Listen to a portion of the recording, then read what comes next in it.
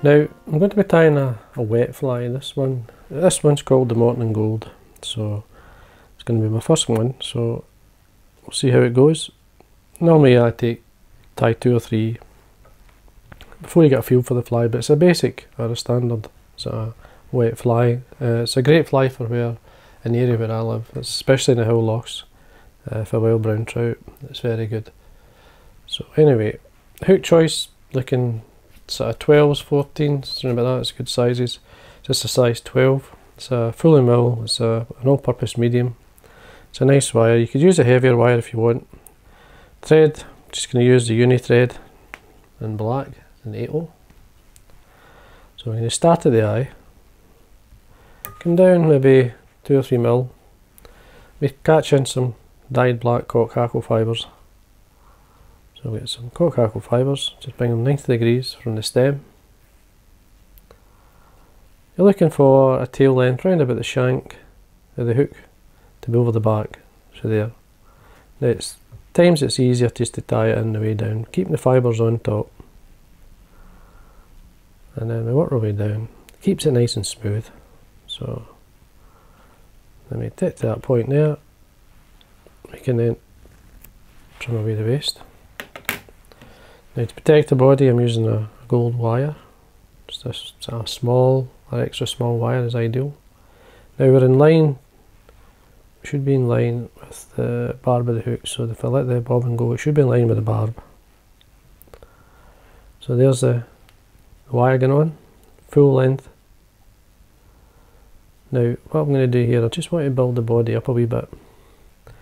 So I'm going to tie the wire on, I'm going to take the thread up, keep the wire on the side, don't let it rotate around with the thread turn, or you get like a twist in the body. So we get to this point here, so we're tidied up.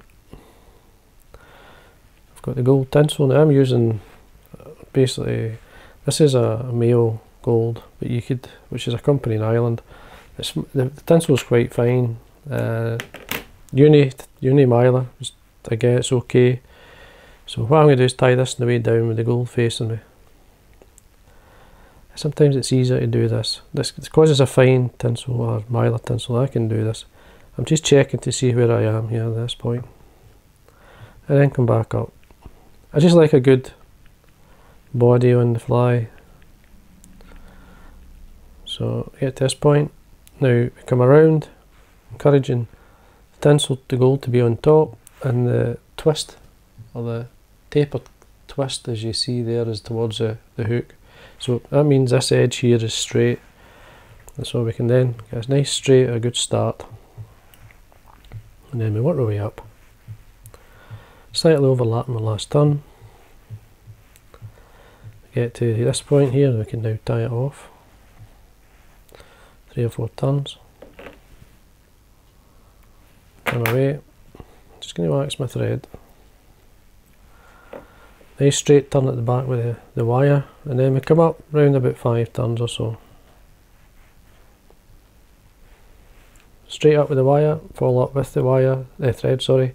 But a 90-degree bend into the wire as you head round the shank with the thread, and then we can tidy up. Take the thread towards the eye, bend and break away the wire. Now I want to make sure the wax on the thread. Now I put the wax on, then I run my fingers through for a reason. It's just to take the excess wax away. Now I'm going to use this is a hen, Chinese or an Indian hen neck. They're very similar. This is not the best in the world. It was a natural black which I dyed black, but the fibre in it is actually quite fine. I don't want them too dense. Sometimes the hen hackles can be quite dense. Now you can tie this in by the tip like you normally do with a hen cape. So what I'm going to do is just locate the point of the hackle with the hackle pliers, draw back these fibres, just trim, catch you on the side. Now again, wax on your thread, just 3 or 4 turns. Now that's just a wee tad long, so I'm going to trim that. I don't want it coming over the eye of the hook. I want to make sure it's tied in, but just be careful. Now you're looking, it's quite sparse, the length of the fibre is up to yourself. I like it leggy, kind of quite long rather than too short and on this fly. So meaning it's just the Lego, the Hackle fibre, you're looking towards the barb of the hook rather than just to the point.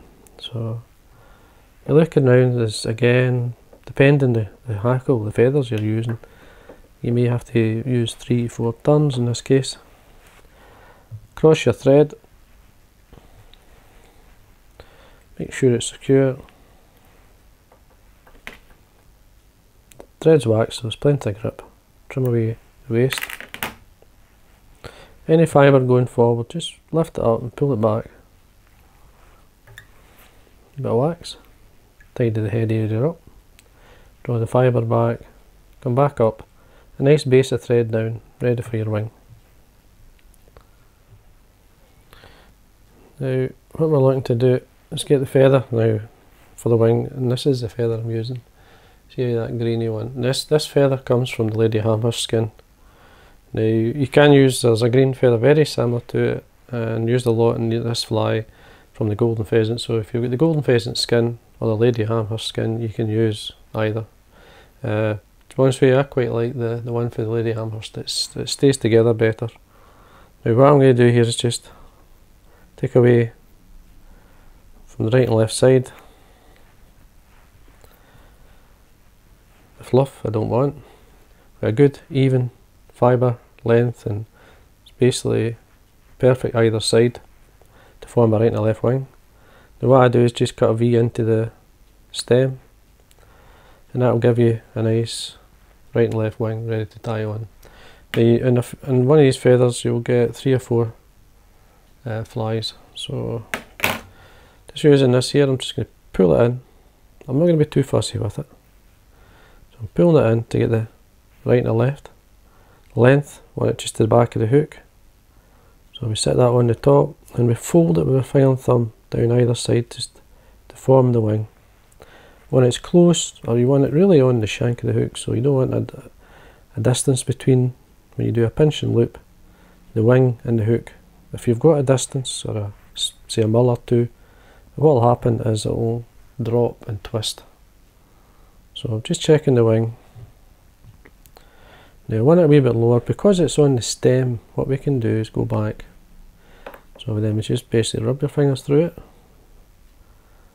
bring them close together, then hold it there. Again, get our length. Nothing wrong with going back. Times I find the second time that sits better for you. So we get it, I say, close. Couple of turns. Just be careful you don't catch fibres. Just check where we are. Pull it in. Now I'm obviously try and get it as good as I can for the video. So I'm just looking. That's fine. That's nice. Now just come in then, remove the waste.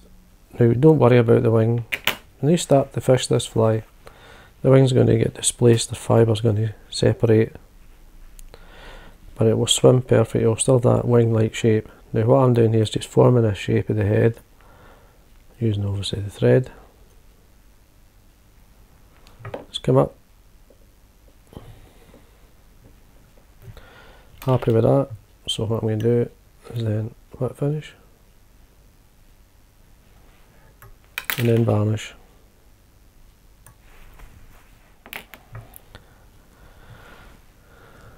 Just see how the wing is sitting.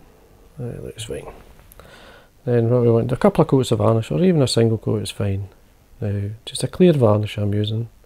Just applying it with a brush. Just rotate the vise as a wind round.